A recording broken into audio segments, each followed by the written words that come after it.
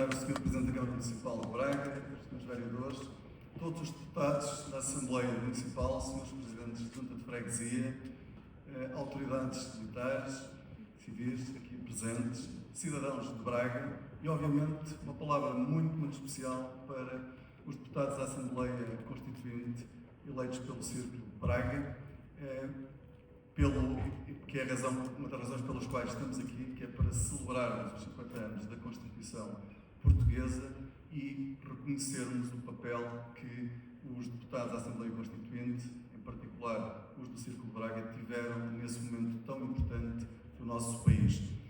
Um cumprimento e um agradecimento especial a um desses deputados, que está aqui ao meu lado, o professor Dr. Jorge Miranda, eleito à Assembleia Constituinte pelo Círculo de Braga, um dos mais notáveis constitucionalistas portugueses e um dos pais da Constituição Portuguesa, e que teve essa dimensão académica, que é a grande marca dele, mas também de participação cívica, a que o país deve muito, e obviamente é uma honra para nós termos este bracarense aqui connosco hoje. E por isso, muito obrigado a todos.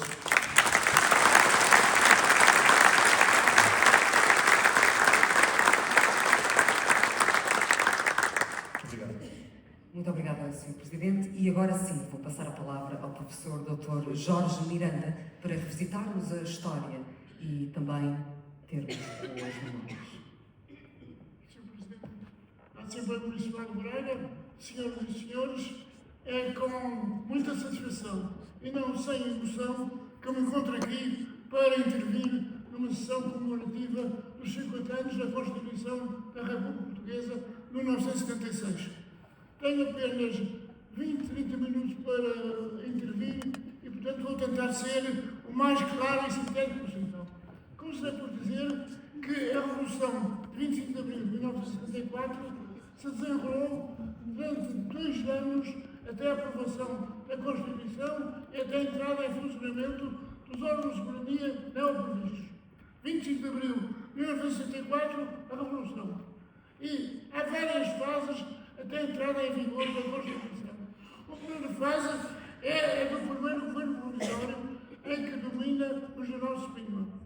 Ele, em julho de 74, cometeu alguns erros, entre os quais o de não aprovar o projeto do primeiro-ministro Papa Carlos e dar depois a chefia do governo ao coronel Vasco Gonçalves.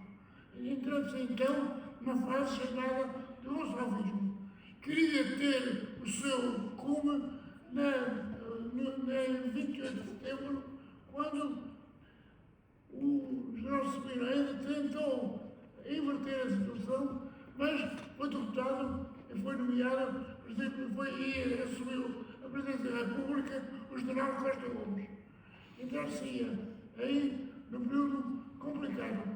Por um lado, a Assembleia, o movimento das Forças Armadas estava em atividade, por outro lado, os partidos também se iam organizando.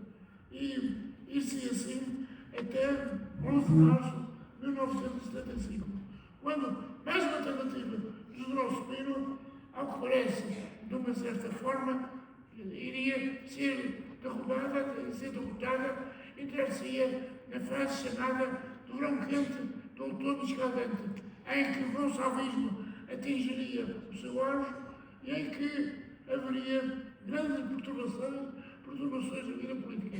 Mas em que, apesar de tudo, a Assembleia Constituinte seria eleita em 25 de abril de 1975, com base num pacto que ia ser imposto pelos militares aos partidos e que previa um período transitório de Conselho de Revolução de 3 a 5 anos.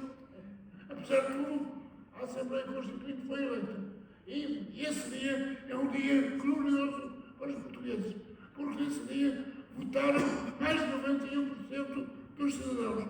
Claro está, trazendo assim uma identificação com a democracia representativa, liberal, participativa, proposta do movimento das Forças Armadas e uma recusa evidente de qualquer radicalismo de um lado ou do outro. Entrar-se-ia, assim, numa fase de democratização, mas também numa fase, como disse, de Verão quente, doutor descaldante.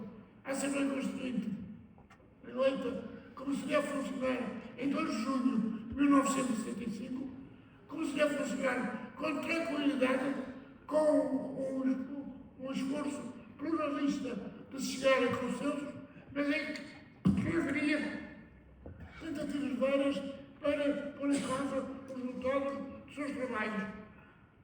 Essas tentativas atingiriam o seu auge de 12 para 13 de novembro, quando houve o sequestro da Assembleia, e, sobretudo, em 20 de novembro, quando houve uma tentativa de insurreição. Mas essa tentativa foi derrotada e entrar-se numa fase final de estabilidade. Queria decorrer até a aprovação da Constituição em 2 de abril de 1976. 2 de abril de 1976. A Constituição, portanto, de 2 de abril de 1976, traduzindo as aspirações do povo português manifestadas logo a 25 de abril de 1974. Obrigada, professor Dr. Jorge Miranda, por palavras tão sábias e também tão inspiradoras. E agora vou passar a palavra ao professor Dr. Joaquim Rocha. Obrigado. Sr. Professor Jorge Miranda, grande inspirador da democracia portuguesa e também do Estado de Direito Democrático Português.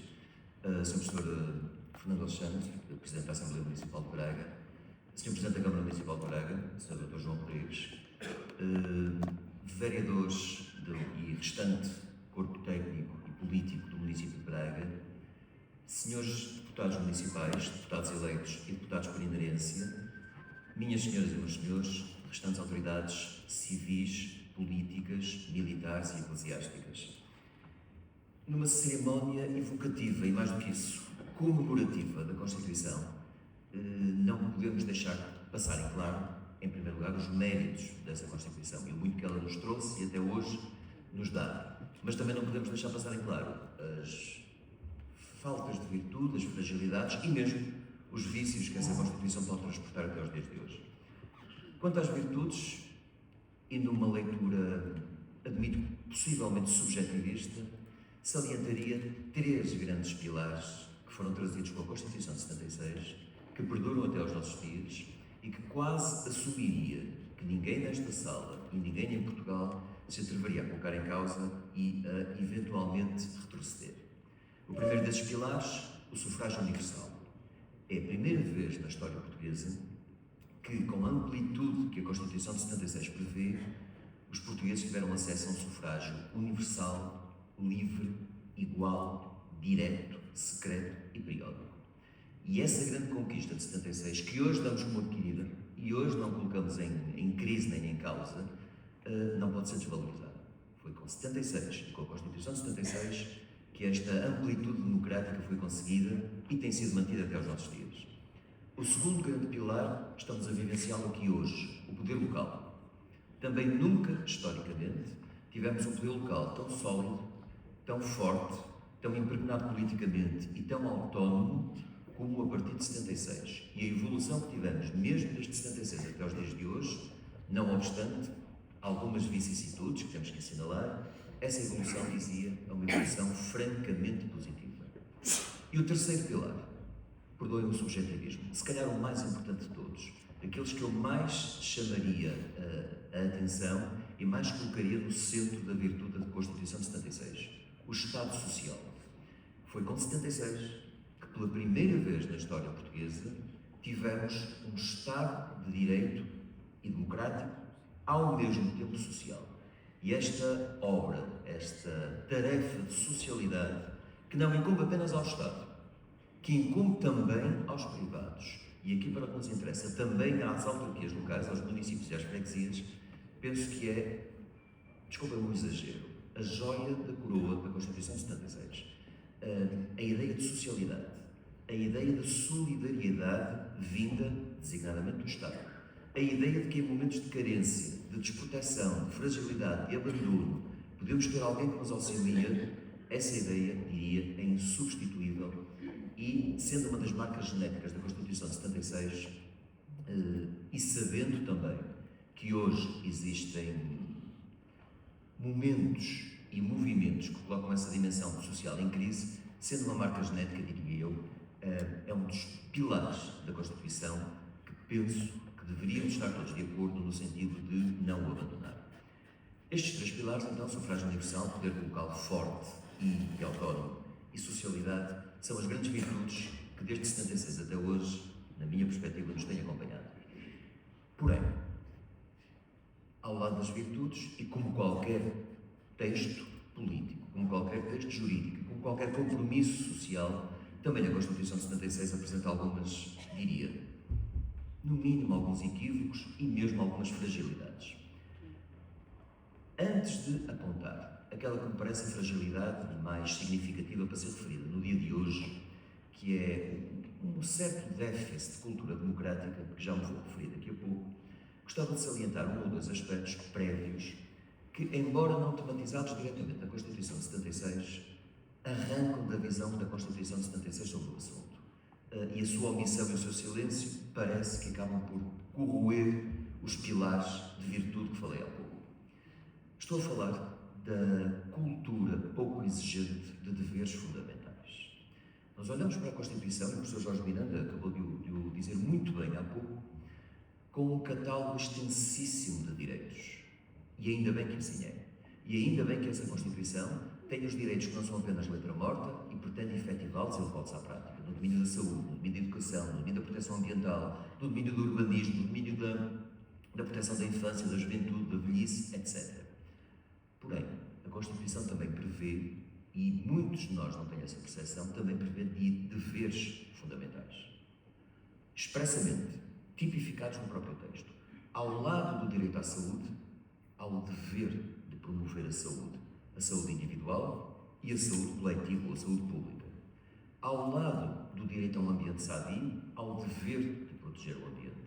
Ao lado do direito à constituição de família, há o dever de cuidar da família e, particularmente, usando o texto constitucional, dos filhos e educá-los.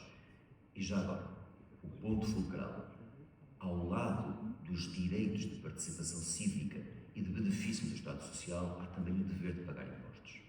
Confesso que, enquanto jurista, enquanto professor universitário e já agora enquanto cidadão, tenho alguma aversão a quem critica tanto o Estado, porque não existem médicos, porque não há dinheiro para contratar professores, porque não temos um centro de saúde, uma creche ou uma maternidade perto de casa, mas no dia anterior e no dia seguinte sonegamos informação e sonegamos rendimentos ao fisco ou à segurança social, por exemplo.